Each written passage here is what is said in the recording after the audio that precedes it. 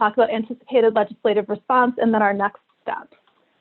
So our goals are to share what we know about the budget, to discuss advocacy activities, and to make plans to spread the word. So many of you know this, but I just want to make sure we're starting from the same place about our school funding problem. So state funding for public education in Pennsylvania is inadequate. A low state share. Pennsylvania provides 44% of what it costs to educate students in K-12 schools.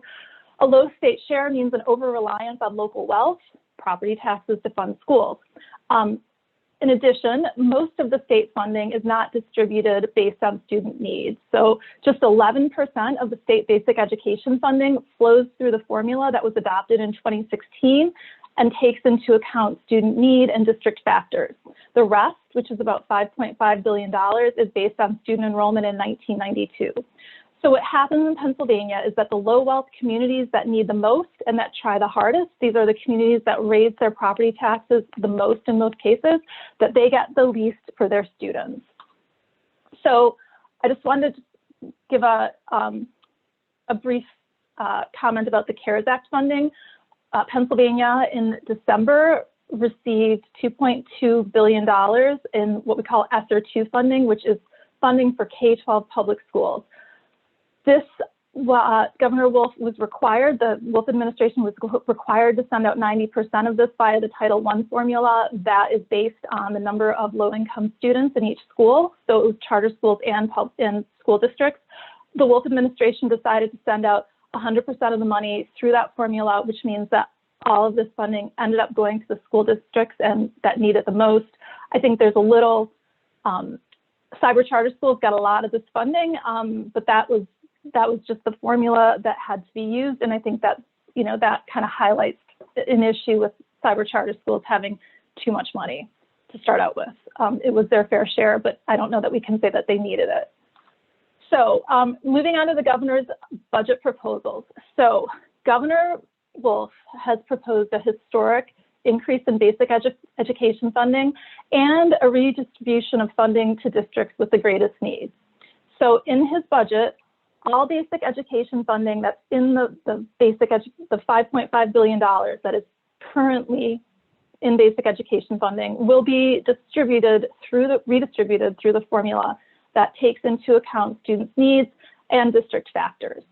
Now, when you've got a pot of money and you are going to redistribute it, like basically take from some school districts to other schools to give to other school districts, you're going to end up having winners and losers. And Governor Wolf did not want to have a situation where he was creating some kind of school funding Hunger Games with some winners and some losers. So there is a $1.1 billion adjustment in this funding formula so that no school district will lose any money. So everybody gets what they got last year, but the funding is distributed through the formula so that it is going to the school districts that have the greatest needs. In addition to this, there is a $200 million increase so that all school districts will get additional funding. And so after this is over, we will send out the spreadsheet, or we'll send out the PowerPoint, and there is a spreadsheet so you can click to see the dollar amount and then the percentage increase. And so the school districts that were most shortchanged by the funding formula are going to have much larger increases than the school districts that were not historically underfunded through the formula. And that shows up in the spreadsheet. But nobody gets less and everybody gets more. So Governor Wolf has also proposed a $200 million increase in special education funding. This is much needed. Between 2008, 9, and 10 years later, special education costs in school districts grew by $2 billion. State education aid grew by $110 million. And so you can see from this Education Law Center report what that looks like. The bar on the bottom is state funding, state funding for special education, which has basically not moved over 10 years. The green line on the top is how much costs have increased for school districts, and the gray line in the middle is what school districts have had to raise in property taxes just to pay for special education expenses over the last 10 years. So how is Governor Wolf proposing to pay for these big increases in education spending? He's actually going to try to fix two problems at once. So Pennsylvania's current state tax system is regressive. Everybody pays a flat tax, and it's one of the lowest taxes in the nation. So working and low-income families pay the same tax rate as the most well-off. And so that means you're paying a much different proportion of your income in state taxes. So Governor Wolf's proposal raises Pennsylvania's personal income tax, or PIT, from 3.07% to 4.49%. But what it does is it expands the special tax forgiveness credit on the bottom so that many working families will see their taxes reduced or eliminated. With this plan, overall, 67% of Pennsylvanians will get a tax cut or pay no increase. And it's really the highest wage earners who are going to be paying increased taxes. And we have seen over the last decade that the people who are earning up here are the people who have done very, very well. And it's a way to help get people who can pay a little bit more to pay a little bit more so that we can fix our school funding program and have some more fairness in the state. Talking about higher education funding, Pennsylvania has, not surprisingly, really, really terrible funding for higher education, just like it does for K-12 education. Our college graduates graduate with some of the highest debt in the entire nation because the cost of going to college, even a public college, has been shifted from the state providing that onto the shoulders of students. So Governor Wolf is proposing to $199 million in scholarships for full-time students in Pennsylvania's state-owned public Pennsylvania State System of Higher Education, the PASHE schools, with a priority for students in the fields of education and nursing. We are staring down a teacher shortage that is going to be a very serious problem in our schools. And we don't have enough nurses. So I think that makes sense for those priorities. And then there would also be scholarships available to students who want to study other things. Students would receive up to $5,700 a year in annual scholarships, depending on their family income. It's a sliding scale. This funding would be redirected away from cash prizes that right now are being given to wealthy racehorse owners through the Racehorse Development Fund. Pennsylvania has spent over $3 billion subsidizing the racehorse industry. 90% of that money goes to pay cash prizes to horse owners. About half of the cash prizes go to horse owners who live out of state. It is time to rethink our priorities and invest in kids instead of horse racing. And so you can see the state subsidy for each horse that runs a race in Pennsylvania is about $14,507. The state subsidy for every student who goes to a state system college is about $5,100. And our students graduate on average with $39,000 in debt when they graduate from college in Pennsylvania. So this is a really common sense proposal that should get a lot of support. This proposal, Governor Wolf's proposal, also includes money for school construction. So there's $200 million for the ClanCon program. This program partially reimburses school districts for their construction projects. The legislature placed a moratorium on this funding that began in 2016, and it continues today. So as a school district needs to expand a building or build something new, it is very difficult to find money to pay for this in your own school budget. So this has left school districts high and dry and left local taxpayers with the full burden of construction costs, school construction costs. So this is a necessary, we need to get PlanCon back. He also has proposed a $1 billion expansion of the Redevelopment Assistant Capital Program, grant program. So these grants would be available to schools to do toxic contaminant remediation and to help, kind of fix things, not just build new things, but to fix things within existing school districts. And it would also be available to help increase students' access to high-speed internet, so schools and broadband providers could use this funding to increase access. The charter school policy proposals that Governor Wolf included are similar to the ones that he had last year. First is matching tuition payments to charter schools with actual costs. So the first is a flat rate for cyber charter schools of $9,500 a student. The second is applying the special education funding formula to all charter schools. Right now, charter schools just get the average of what the district spends for special education, and regardless of the services they provide. So there are school districts that are spending $40,000 a student, no matter what services that student needs. If that student goes to a charter or cyber charter school, $40,000 go with that child, even if that child only needs a half an hour a week of speech therapy. So charter schools are reaping a profit off students with disabilities, and it is just, that's not the intended purpose of special education funding. So this is a common sense solution. This would save districts at least $229 million. Then he has proposed other reforms that include statewide performance standards for charters, a moratorium on new cyber charter schools, ensuring that charter operators are held to greater financial and ethical standards, and then greater financial oversight over the whole sector. And, you know, I would argue that we need much greater oversight, financial oversight over the cyber charter sector. A recent report that was written by a reporter in the Scranton Times-Tribune who had done right-to-know requests found that half of Pennsylvania's cyber charter schools have never been audited, like ever. And so they have their boards that meet in private, they have their private management companies. There is like, so billions of dollars have flowed into cyber charters. We have no idea how they were spent. And we're just beginning to see the results of a spike in cyber charter enrollment because of COVID. So cyber charter schools are expected to receive $980 million in tuition payments this school year, in the 2020-21 school year. And so they have so much money, I think they're having a hard time spending it. So Commonwealth Charter Academy, this just came out on Wednesday, they bought the Macy's space at a big mall in Pittsburgh. And their CEO said, during the past few years, we've created a complete business ecosystem at the waterfront. The strategic purchase was the natural next step as we continue to expand our operations.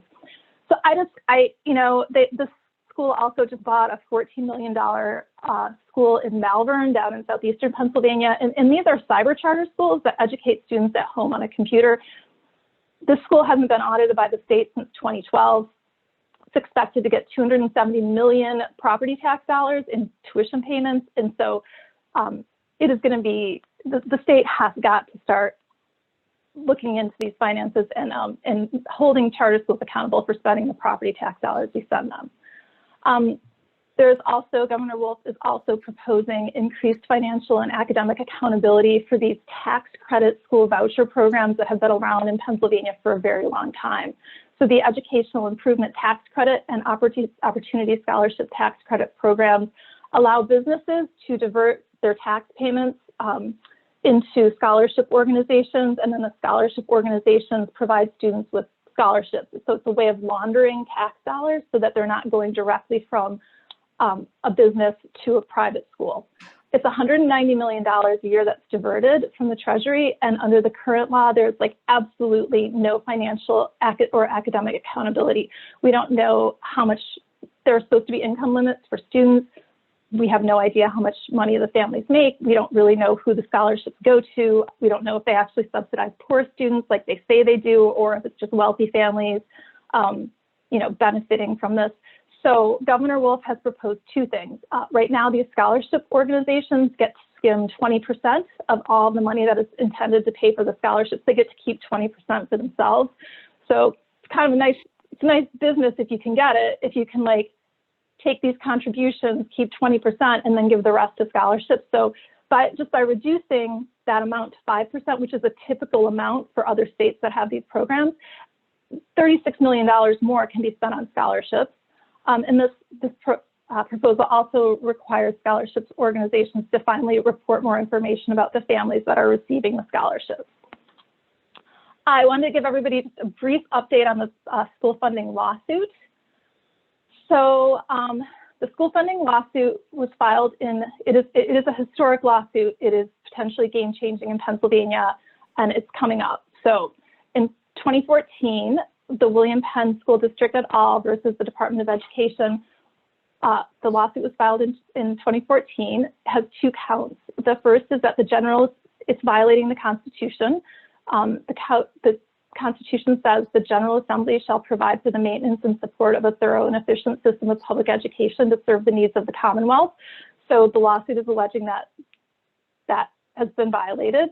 Also alleges that the Equal Protection Clause has been violated because students, simply because of where they live, receive wildly different qualities of education just because one student happens to live in a wealthy community and one student happens to live in a poor community. So the trial is scheduled to be in trial in either spring or summer of this year. It has not been scheduled yet. So you can see the petitioners over there. It's a mix of rural and urban school districts. And then the NAACP State Conference, the Pennsylvania Association of Rural and Small Schools have also joined in, as have parents from some of these school districts. And they are asking the court to declare that the current system of funding schools is unconstitutional, to order the legislature to cease using an inadequate funding scheme, and to order the legislature to create and maintain a funding system that will enable all students to meet state academic standards. So the courts can order the legislature to do that. The legislature is not bound to make any kind of major changes just by itself.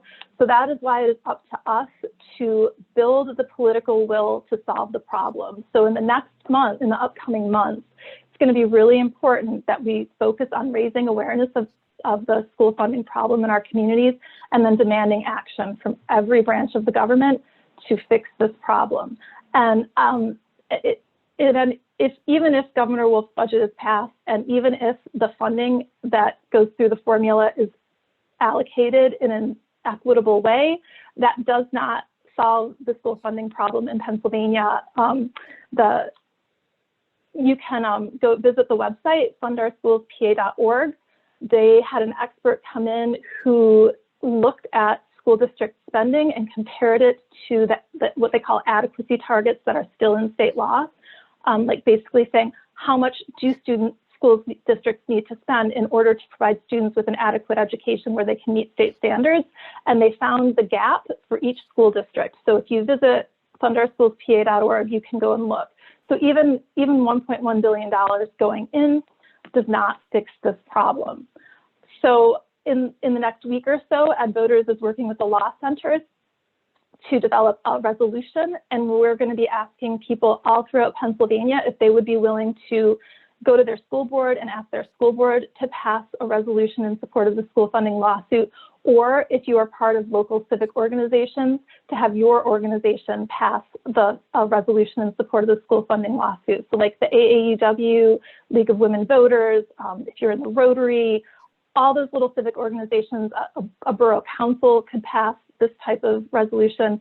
And then you pass the resolution, you send a copy to your lawmakers, and you send a copy to the press. And then it really helps to raise awareness of this issue in your community within different constituencies. So I know most of you that I see here are veterans, but just for anybody who isn't, I think that the action steps that we can take right now, I think social media is a good place to be able to keep up with what's happening. So some really good organizations to follow are Education Law Center and Public Interest Law Center, which are the 2 law centers representing the plaintiffs in the school funding lawsuit. Of course, Education Voters of PA. And then we're part of a school funding coalition called PA Schools Work. They also share a lot of good information. So you can follow on Twitter and Facebook and then kind of stay up to date on the latest that's happening. If you don't know your state lawmaker yet, it's a good idea to just write an email or even a snail mail. I think they appreciate and do read snail mails to introduce yourself, share what you'd like to see in this year's budget for education, and ask them about their position on ensuring that Pennsylvania's public schools are adequately and equitably funded, and starting to build a relationship with them. And then, we'd like to move beyond talking to people who are pretty well informed, and AdVoters is going to be holding a School Funding 101 webinar. And so if you can think of people in your network who don't know much about school funding, but who you think who who would like to learn more and to get more engaged, kind of keep that in the back of your mind, because we'll be sending out an invitation that you can share with others. In February, our immediate priorities are trying to find people who are willing to submit a letter to the editor in their local paper in support of Governor Wolf's budget proposal. So we're working with a communications firm that is like tracking all the stories that come out. And then if you happen to live in a district, in an area where that's your newspaper, you could respond to that actual article, or you could just write your own letter just saying that you support it. I think especially in places where people are represented by Republican lawmakers, it is helpful to have a message in the paper that says, this looks like a great budget. It would be great for our schools and our communities, something very simple. But if you want help, just send me an email and we can fix that out. You should, we'll get our school a resolution in support of the Law Center. So if you could think about who you might ask to pass that. School boards are an easy ask, but then other civic organizations. And then we are going to have action pages and social media calling for charter school reform and support of the Nellie Bly Scholarship Fund. So those are going to be kind of the things that we're going to work on this month. And then looking forward, I think just stay tuned to our emails. We're going to follow the budget hearings in Harrisburg, see what's gaining traction and see what isn't, and really try to strategically plan our actions based on that. And if you can plan to just kind of keep in touch with your state lawmakers, hopefully we can get people in meeting with them in April, May, and June. Lawmakers are really used to these virtual meetings now, and so it actually requires less time of advocates. And I'm happy to help organize. I have an intern too, and she can help us organize meetings if you want to try to meet with your lawmakers. And then just, keep in the back of your head, we are expecting to see new school voucher legislation come up in Harrisburg. There's a co-sponsorship memo coming around that I think Jake Corman just sponsored, and it's comprehensive. It's it's like Betsy DeVos dream list, and they're gonna try to get that across.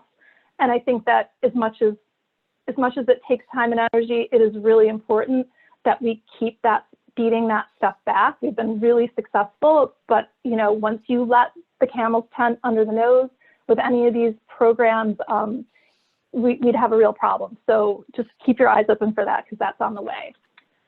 So I guess right now I would like to end the conversation or end the presentation and find out what's most important to you, what do you need to advocate, and just kind of have a conversation. So we'll take questions from the chat, and then people can raise their hands and we can talk. So. I think someone had a question about the higher education funding.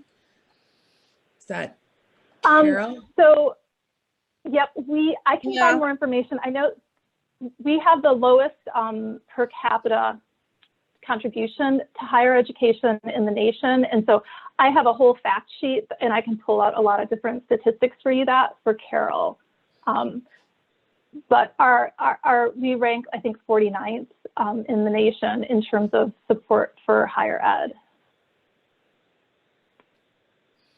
And then other than PASHE, so this scholarship program is focused purely on PASHE schools. I think PASHE's mission is to provide a high quality education to Pennsylvania students at the lowest cost. And so part of the problem in Pennsylvania is that funding has been spread out over every single college and university. So private colleges get state funding, Penn State, all of them do. And so I think that this is an effort to just create one affordable option, or one more affordable option for families. Does the lawsuit impact the use of the fair funding formula? Are they independent? So I think the lawsuits and the fair funding formula are kind of just separate things. The lawsuit is looking to get to a place in Pennsylvania where we will have enough funding, like adequate funding for every school district, and that the funding will be distributed in a rational way. And so the lawsuit is not asking for any specific remedy. They are just asking for the court to declare that the system is unconstitutional and for state lawmakers to find a way to fix it. The School Funding 101 webinar has not been done yet, so I will, if you're on the email list, I will be sending out a link for people to sign up for that. So that's coming up. And then somebody said, what are the areas where our legislators are fully supportive already? Is there a way advocates can help recruit and train advocates in their areas so they can engage with their Republican legislators? So I would say coming to the School Funding 101 webinar would be a good place to start so that people can kind of just get a basic overview of what the problems are. And then we also do a little advocacy. So it's an issues and advocacy training. And back in the olden days, you know, ed voters used to like run around the state and do these in person, but it seems like right now there's just a real opportunity to get people online and to do these together. So I think we pull people in like that. And if you are on the ed voters list, you know, we keep people informed about what's going on in Harrisburg and kind of let you know what's moving, what's not moving, where it's the best place to spend time and energy. I'm not sure yet where legislators are fully supportive. I would say most legislators understand the need for an increase in special education funding. I think the gap and the burden on local school districts has been too big for them to ignore. They understand the importance of ensuring that students with disabilities have the resources that they need.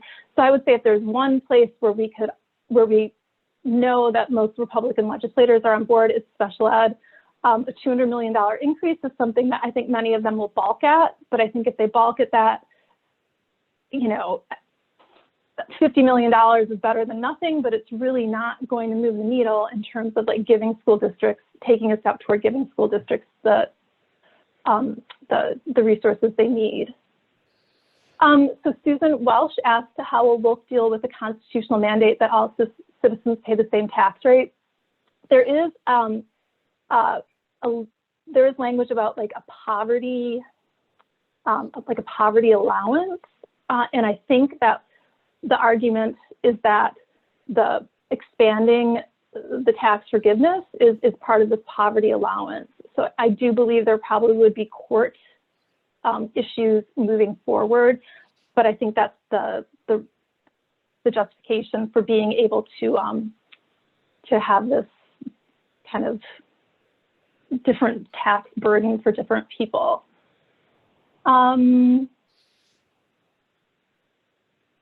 Okay, any form of template or summary sheet would be helpful. Yep.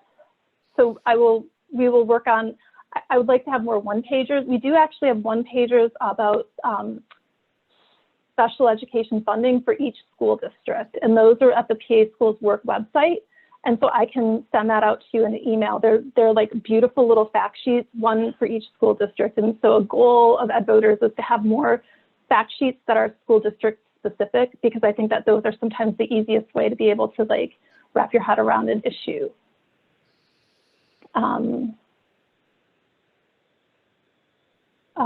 Just reading.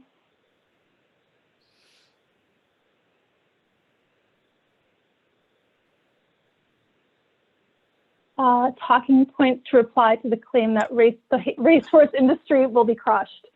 Yeah, so with the Racehorse Development Fund, the issue is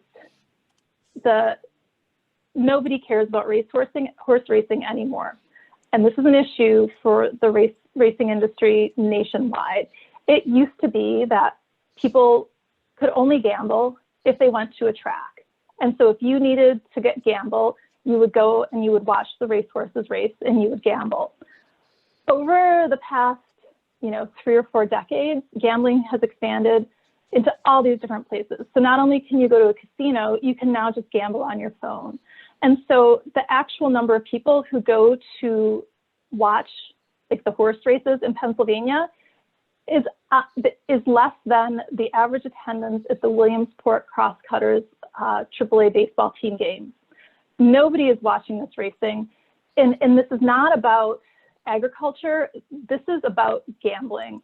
So most of that come from out of state, and most of this money is used to prop up. 90% of the Racehorse Development Fund is used to increase purses. So it's really lucrative if you own a horse to come to Pennsylvania and race it in Pennsylvania, win $60,000 in your race, fly it home.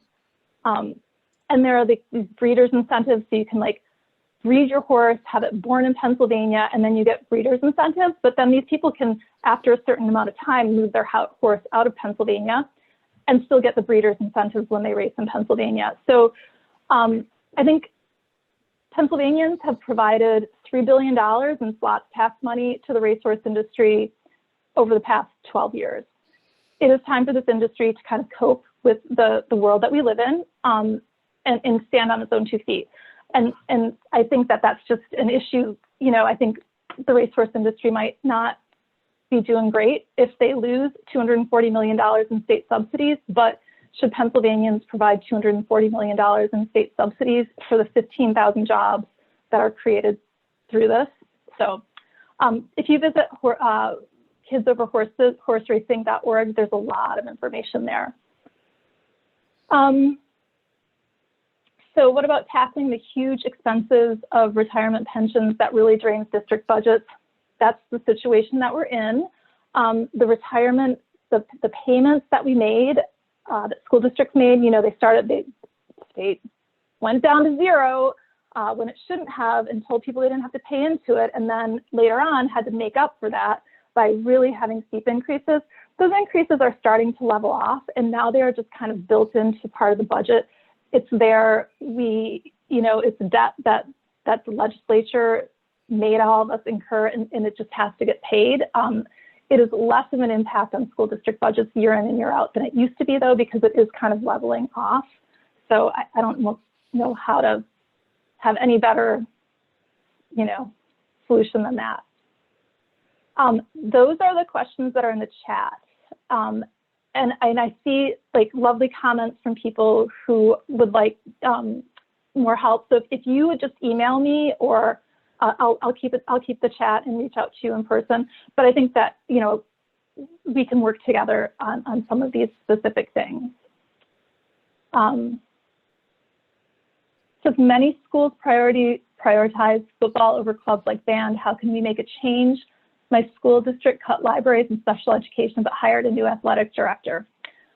So what we get into that issue with is, I think we're going to have school board elections coming up. School boards and superintendents work together, and they prioritize how they're going to spend the money that they get from the state. We know that for most districts, they don't get enough money from the state to be able to do everything that they want, and so then it is this team of 10, the school board members and the superintendent, who make the decision. Now, a lot of times people are not paying close attention to the decision-making that happens with school boards. In the olden days, you had to actually physically go to the school board meeting and sit in a building, and not many people wanted to do that. I think a lot more now, these school board meetings are being broadcast so people can watch them. But my advice to people is that it's important to know what's happening in your school board meetings, and the most important time is from now until probably May, because school boards are going to start looking at the funding that they have. They're going to look at the needs that they have, and they're going to start deciding how they're going to spend that money. And these are the meetings, and especially if you see that there's a budget and finance meeting, that's a meeting you're going to want to be able to go to. You can find agendas online so that you can see what's on the agenda. An agenda doesn't always tell the whole story, though. It is important to have people at the meetings, and then if you see something that is not going the way that you think it should go, it is really important to have community members and parents reaching out to school board members.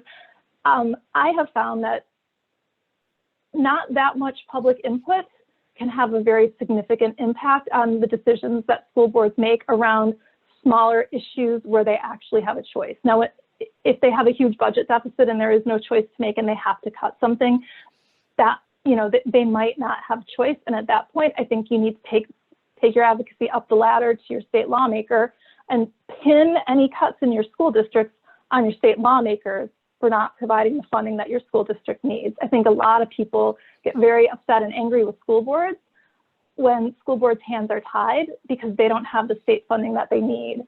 But there is that space in there where they have priorities and they make their priorities. So if they're prioritizing, an athletic director over librarians, that is a conversation that I think you need to have in your community with your board members and with other parents. There's a lot of talk about consolidation to save money. So what I've seen, the school superintendents a few years ago did a report about consolidating school districts, and it sounds, I think it's one of those things that sounds good, but ultimately is much more complicated than it seems on the surface. So every school district has its own debt, right? Like they buy their buildings, they pay off things, but they have debt. They have their own contracts with their teachers and their support staff. They have a lot of different levels of paying people. And so if you merge a school district together, you have to figure out all of those issues. And once you start looking at it, there's not necessarily a whole lot of money to be saved when you do that. You know, being able to eliminate one superintendent and maybe one business manager, you know, you'd save a little bit of money, but it's not like you can get rid of your teachers. You can't cut your administrators. You're still going to have the same busing, unless when you talk about consolidating districts, you're talking about shutting down buildings. But then you're going to end up with a school district that is so massive, and you're going to have kids on the bus for 5 hours. You know, so it's a very complicated issue. And then you also get into issues of like, wealthy school districts don't necessarily want to consolidate with poor school districts. And then we've seen some very, very ugly discussions that happen. And there is nothing in state law that forces anybody to consolidate. It's always a local decision. So there are a lot of barriers to that. We spend way too much money on testing. This is what needs to go. Too much is spent to teach the test. I would say, you know, I agree with that. I mean, I think we need to know what students are learning. Right? We need to understand where students are, but there is just an enormous amount of resources that go into the standardized testing every year. And I think that is something that could use some serious thought. And I think with the Biden administration and after all of these years of testing, there could be some very thoughtful conversations moving forward about how to maybe do this a little bit differently. So. I see nothing in the chat. Does anybody have a question you want to ask? Like verbally?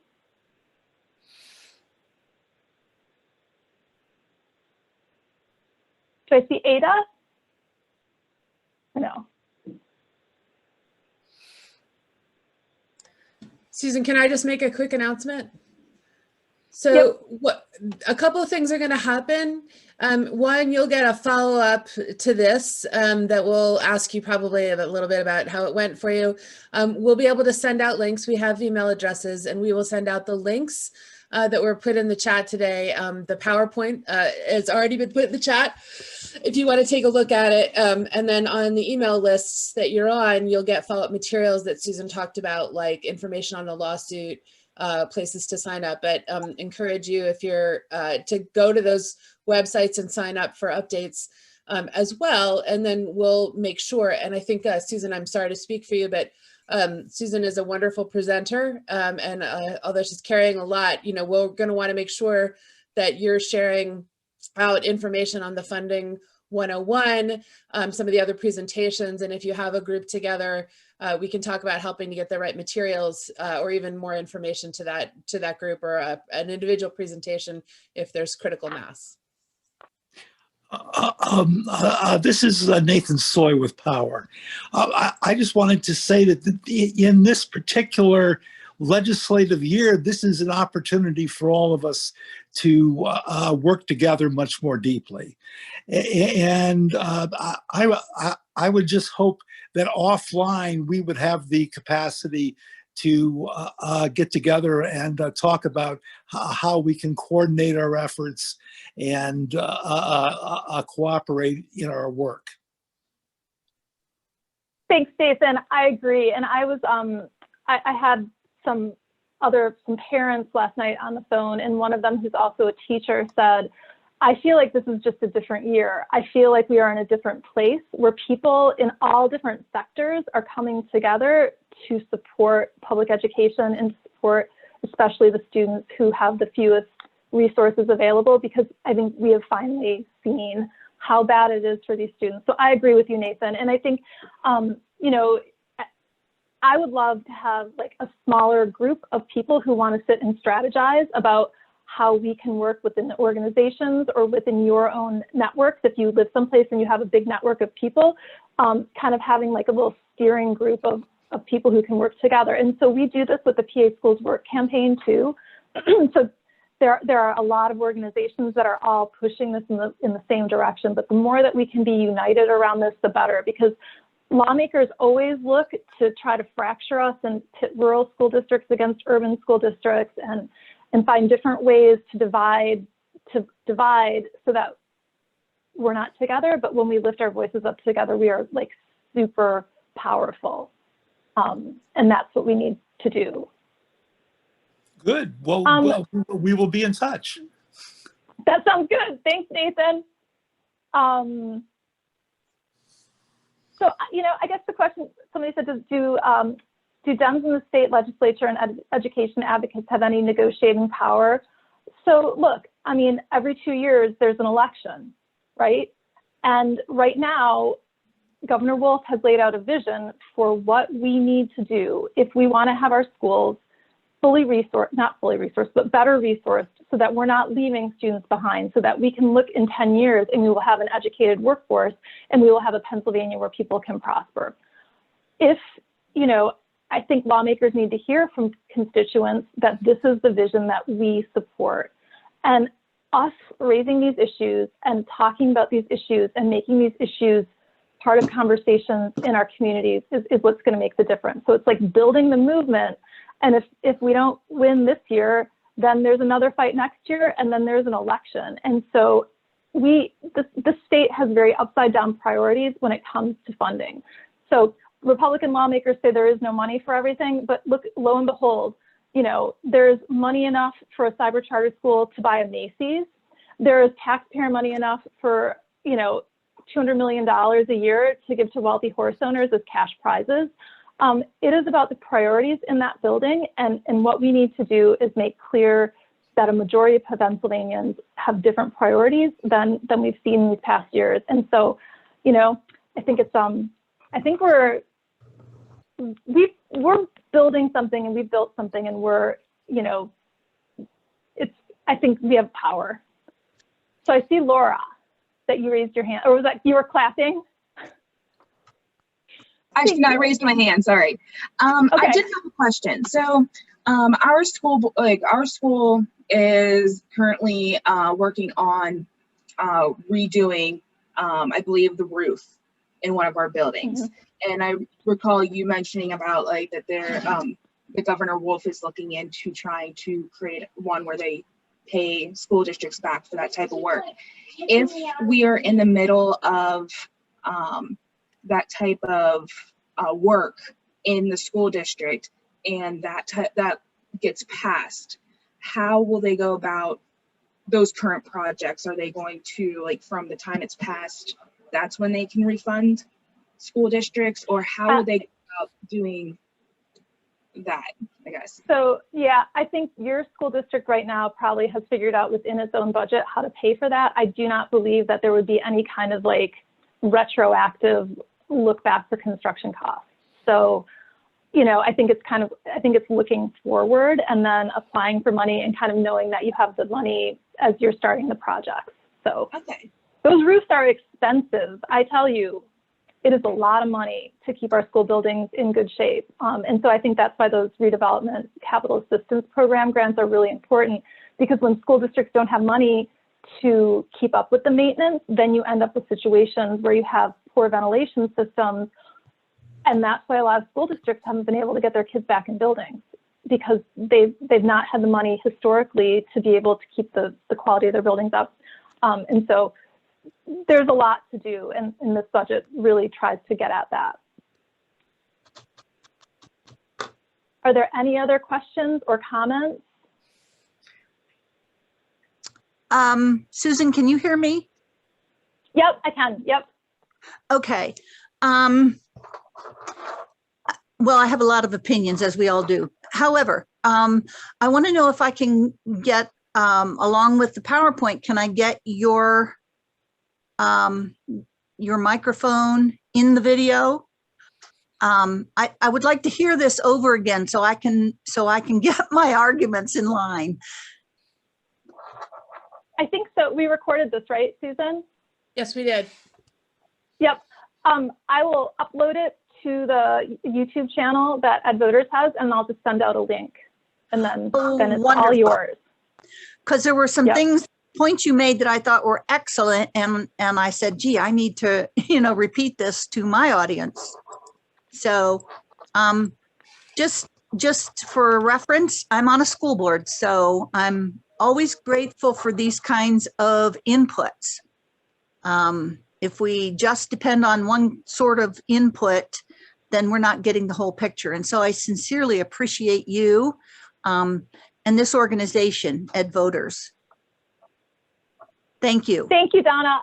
I appreciate you too, Donna. I have to say this must have been, I think, the hardest year for school board members, and it's like been an excruciating and terrible year for superintendents. So if you have a superintendent, thank your superintendent, because it's just been, I mean, it's consumed lives from 24/7 trying to navigate COVID. And I think ultimately what we need is for Pennsylvania's public schools to come out of COVID in a position where we're going to be stronger than when we went in. And this is what Governor Wolf is proposing. And this is what we need to fight for our kids, because it definitely is the kids who had the least to begin with that were the most impacted by COVID, who are going to have the hardest time getting back to where they need to be. So this is an important fight, and I'm just so excited that so many people were on here. So just thank you for all that you do. It's important work. So are there any other questions before we sign off? Ann Simmons. Yep. First, Hi. I'd like to thank both Susans and Education Voters of PA, and I'm proud of the fact that there are 3 members of our local league here participating in this webinar. But what I wanted to share with the group is when we meet with our local elected officials, we try to tie public education funding into local property taxes. And we stress that the problem in Pennsylvania is we have a revenue problem rather than a tax problem. And what we talk to them about as far as corporate tax contributions, severance tax with natural gas. We talk about charter schools. We talk about taxpayer-funded vouchers, the Educational Opportunity Scholarship. And thank you for talking about the website kidsoverhorseracing.org, because we'll start looking at that information as well.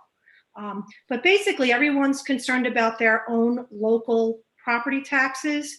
And basically what we share with our local politicians is if you need more revenue, you need more money so that our local taxpayers don't have to pay as much in school taxes. Well, this is where the money is.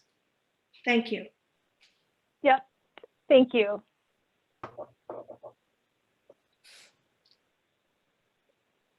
Can Allison share some of those points with us in an email? That would be so helpful. Yep. So Anne, if you want to type that up, I can, if you want to kind of like just type up what you said, I can, when I email the group, I can kind of like just list your talking points and then share those out to everybody who was on the call. Is that? Yes, I'll do that. I apologize. My daughter's name is Allison. I'm actually Anne, A-N-N-E. But I will follow through in the next day or so and send that information to Susan Spica. Thanks, Anne. Anything else anybody would like to say before we go? And we do have Superstar Superintendent Joseph Roy from the Bethlehem Area School District on. Thank you. I don't know if you want to say anything like from your perspective as a school leader, or I don't want to put you on the spot. Well, hello and thank you, and thanks everyone for being interested in this issue. Yeah, I mean, what the governor proposed is a game changer for districts that have been historically underfunded. If all the BAF money goes through the fair funding formula, it changes the game. Just a quick example for our district, be plus $25 million over what we received in the this year. For my neighbor in Allentown, $108 million increase in the BEF. Those are game-changing numbers for districts, and of course, the districts that are most underfunded educate the majority of students of color in the state. So those are some of the, we have to be clear that the state funding system in Pennsylvania is driven completely along race lines, and the governor's taken a bold shot at addressing that. Yep.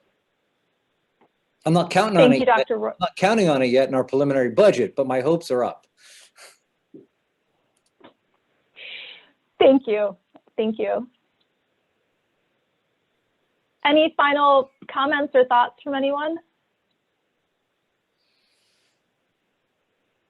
Okay, well, thank you. I will be in touch. Look for an email from me. We'll have some resources in it. It might take a little bit to get the video posted, so you might get an email from me today with some things and then another one tomorrow. But thank you for taking time out of your life to come to this, and then also just for all the work that you do for Pennsylvania's children, because they need it. They need all of us. So thank you. Enjoy the rest of your day and have a good weekend. Thank Bye. you. Thanks.